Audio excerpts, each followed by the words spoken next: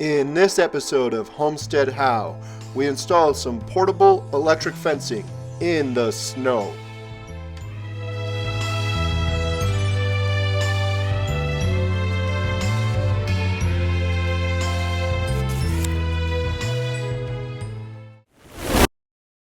My new buddy Sweetie's going to help host the video. She's also an editor and critic. You like that part, Sweetie? Stay tuned for all of that, and then we're going to take this all outside and set it up. But first, let's unbox and see what we have to work with. We got to open this up. Look, there's a box. You like a box? We got this box. We got this box. We got all of this from premieronesupplies.com. Well, all of this except for Sweetie. First, a quick story about our goats. When we got our goats, we built some pretty heavy-duty fencing, but we ended up using the welded metal type of fencing. And regardless of what we used, the goats constantly have been able to escape.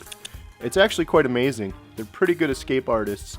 We ended up raising our fence to about 6 feet high, and then they were actually able to chew through the fence that you see here.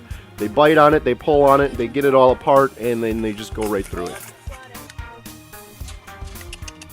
Watching one of our favorite YouTube channels, Off Grid with Doug and Stacy, I've learned a lot about fencing.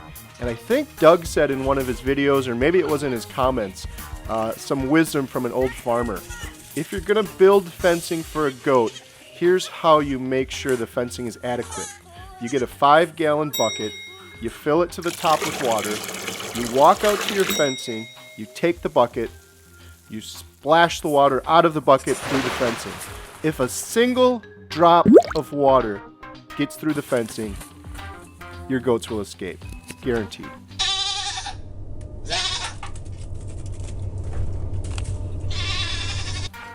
So obviously we're not going to be throwing any water at our electric fencing, but with that said, we're really looking forward to testing it out for both our chickens and our goats, and having a portable way to allow them to graze on different parts of our homestead.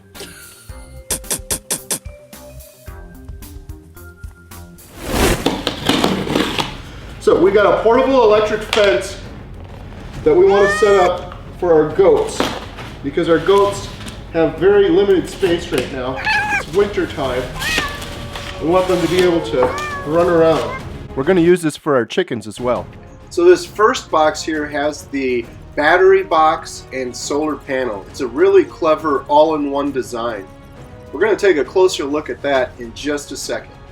Alright, so now the battery comes disconnected. Remove this label, attach this wire to the negative terminal. So they really have some nice directions here. Can't really mess this up. Ouch! There we go. So now we're all connected. Solar panel comes in here to charge it. Then it shows for the northern USA and southern USA. We're in northern. Winter times it's showing 60 degrees. So we're going to set this to 60.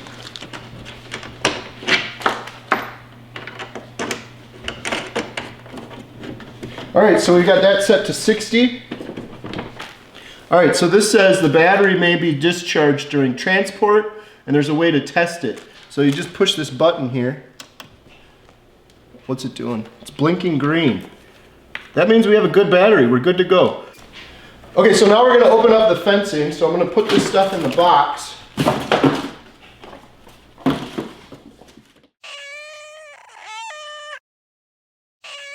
I need her help.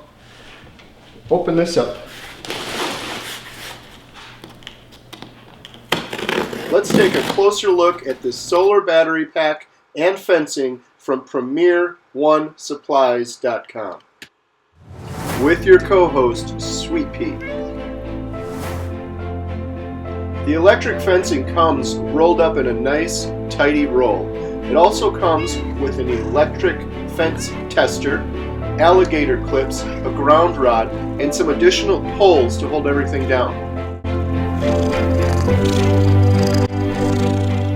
This solar panel box sure is a clever design. It comes with adjustments on the side so that you can maximize the angle to get the most sun based on your location.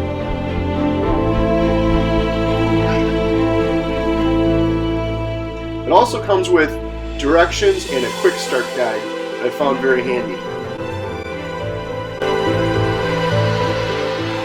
So I have to defer to my co-host here, Sweet Pete.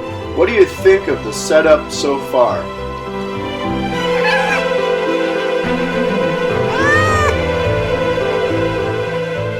I couldn't have said it better myself.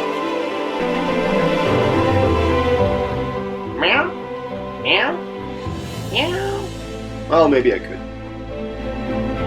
We're gonna do a 25 foot by 25 by 25 by 25 foot square.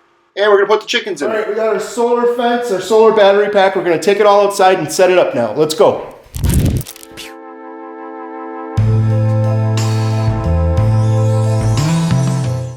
So the great thing about this fencing is the fact that it is portable. We've got a nice spot here in the front of our homestead picked out. We're going to start out with our chickens in here and then test out our goats. And then over the summertime we're going to move the fencing around.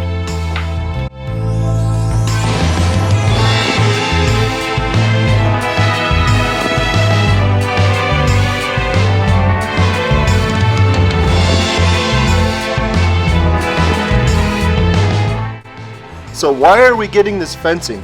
Well, we're trying to expand. We're trying to get a lot more chickens this year. Also, we planted some cantaloupe over in this section of our homestead last year, but the soil was just too sandy. So we're hoping by putting the chickens and the goats over here that they'll help fertilize the area and help us work to make this soil a little bit better. And we're putting up our portable electric fencing in the snow. Unlike typical electric fencing, this fencing is positive and negative, so it will work in the snow. The fencing came with some excellent instructions and a quick start guide. There's a method, a trick to unraveling the fencing so that you don't get it all tangled up. And it works really well. You basically want to follow the directions, but you hold all of the poles together and you release one pleat of fencing at a time.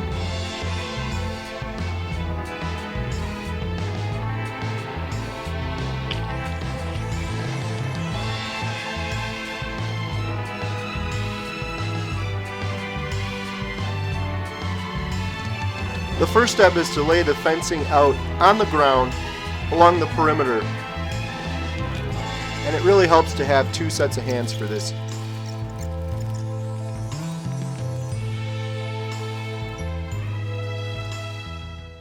So obviously this is a little more challenging doing it in winter. The ground's frozen, but we're using a drill bit and it's going together pretty quickly. We've only been out here like 5 minutes and we have the perimeter set up. Now we're just going to nail them all in.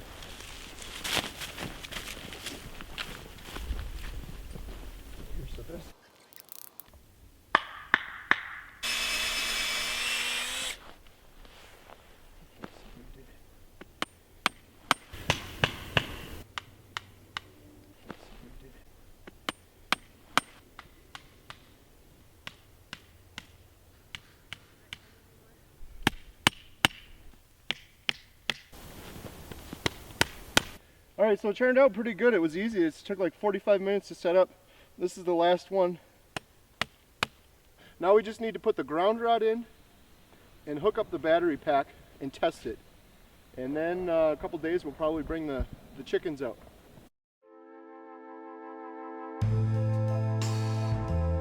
This fencing sure did go up a lot easier than I thought it would. Stay tuned, and in a future video we'll put in the ground rod and hook up the battery and test it all out. Hope you enjoyed our video. Be sure to subscribe and check back and see us put this fence to actual use. And if you're interested in learning more about an electric fence, be sure to check out premieronesupplies.com. We're going to take a closer look at that in just a second. Alright, so now the battery comes disconnected. What parts should I remove? Then it shows for the northern USA. Should I just keep the parts with Sweetie in it? Northern. Yeah.